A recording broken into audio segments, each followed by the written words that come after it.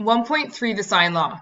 So the sine law is the relationship between the length of the sides and their opposite angles. Okay, length of their sides and their opposite angles in any triangle.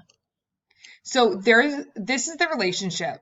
So to find an unknown side length, we would put side length A over sine A. And the angle, like capital A, right, uppercase A, is going to be opposite the side A.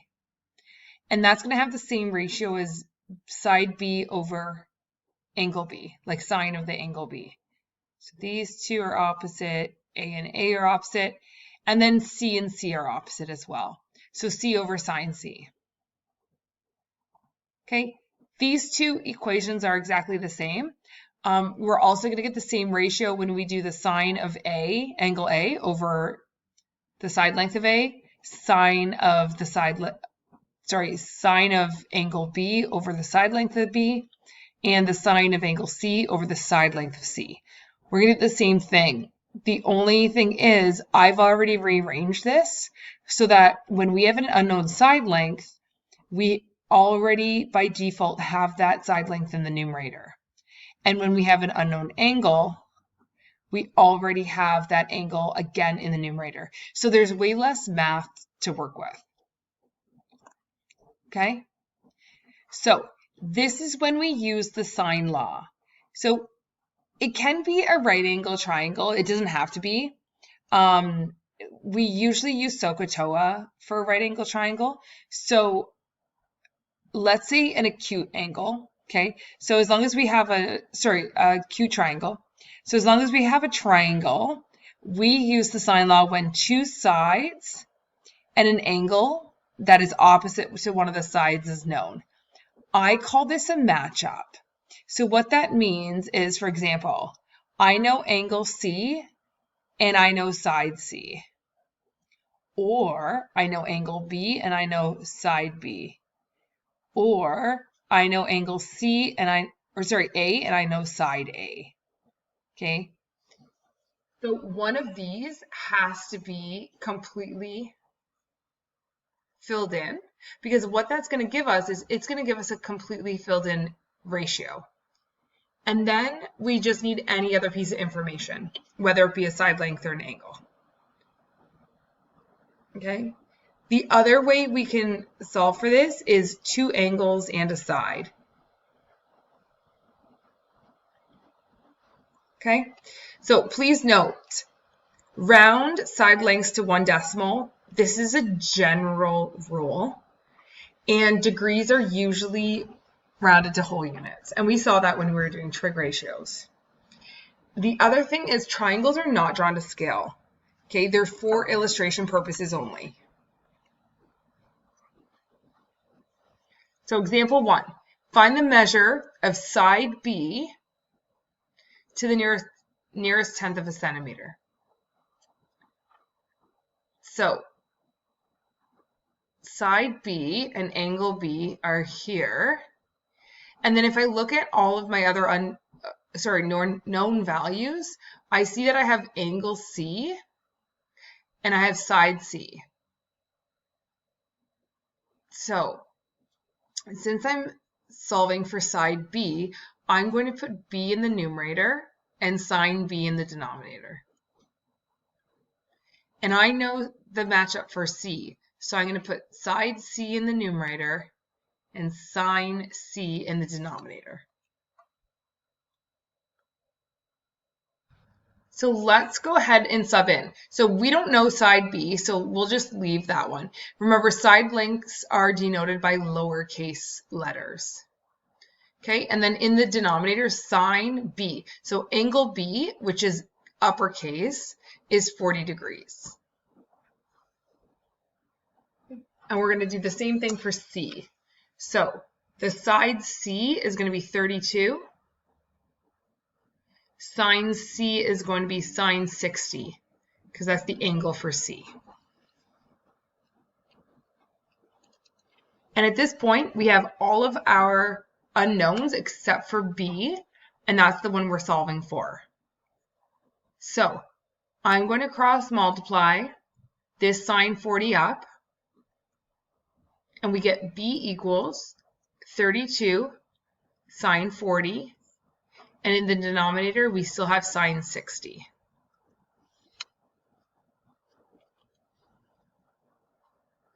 And when we put this into our calculators, we get 23.8. And that's measured in centimeters.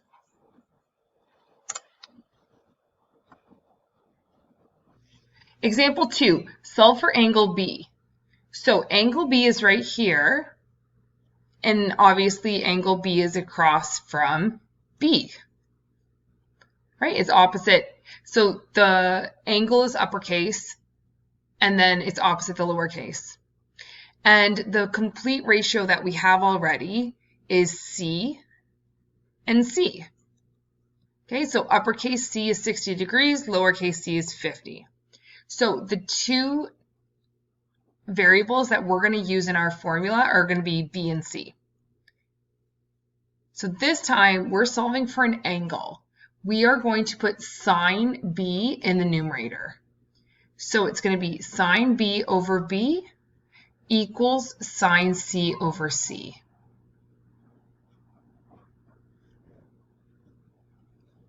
Okay, and now let's go ahead and fill in. So we don't know the angle for B, so we just leave the B there. So sine B, we just repeat. The denominator is lowercase b, which is 35. And then we have sine C, which is the angle, which is 60. So sine 60 over lowercase c, which is 50. So now we can cross multiply the 35 up. So on the left-hand side, we're left with sine B. And on the right-hand side, we're going to have 35 sine 60 over 50. Okay. So the sine B comes down. And if we put this entire term into our calculators, we are going to get 0.6062177782. Okay. So to get rid of the sign on sine B, what we have to do is sine inverse both sides. Okay, what you do the right-hand side, you do the left-hand side. So sine and sine inverse go away. We're left with B on the left-hand side. And if you keep that number in your calculator and you sine inverse it, we get 37 degrees.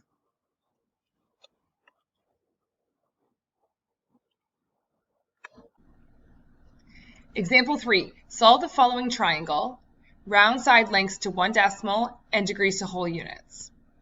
So we have a triangle XYZ. So I'm going to go ahead and just draw an acute triangle, and I'm going to label it X, Y, Z.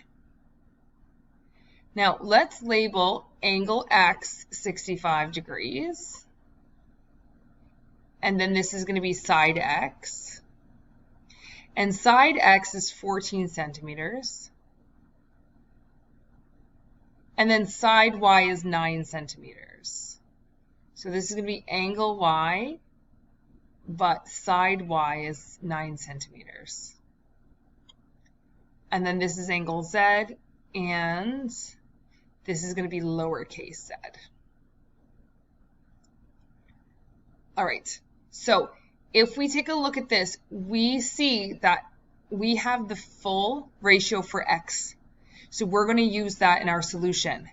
Now, the only other piece of information that we have is this Y value.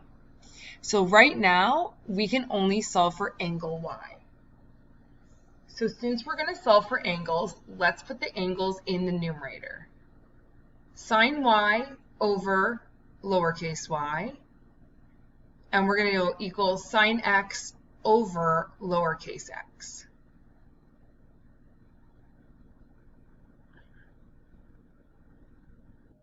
Okay, so sine Y is going to be left there because we don't know the angle, and it's going to be over 9. And sine x, the angle is 65 degrees, and it's going to be over 14. So to solve for sine y, we can go ahead and cross multiply the 9 up. And by cross multiplying the 9 up, we get 9 sine 65, and that is over 14. Okay, at this point, we want to put this into our calculators. And we get 0.582626.434. So to get the y on its own, we have to get the sine off of the y. So let's go ahead and sine inverse both sides. And the sine and the sine inverse cancel out. And we get y equals 36 degrees. I'm going to go up here and I'm going to go ahead and label 36 degrees. I'll clear this out.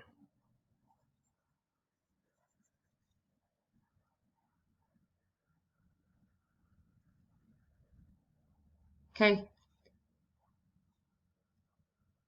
Now angle Z is going to be 180 minus 36 minus 65.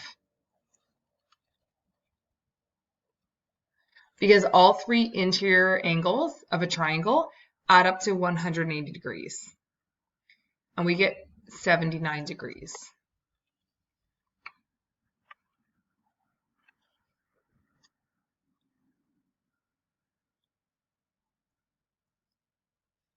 Okay, and now we just have to solve for side length Z.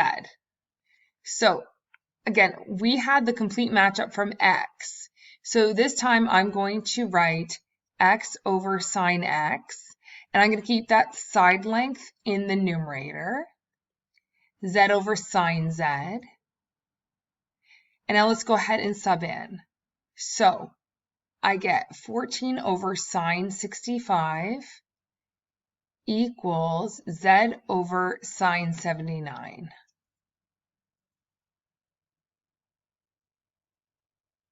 Okay, we're going to cross multiply the sine 79 up,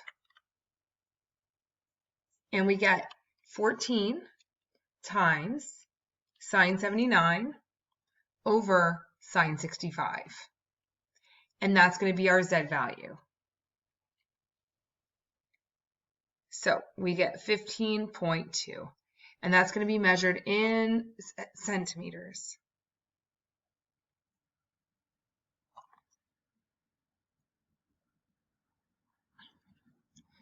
And if we want to show this on the side of our paper, nice and neat, we can say angle X, Y, and Z, which is 65 degrees, 36 degrees, 79 degrees, and then lowercase x, lowercase y, and lowercase z. X is 14 centimeters, y is 9 centimeters, and z is, we can do 15.2 centimeters. And that triangle is fully solved.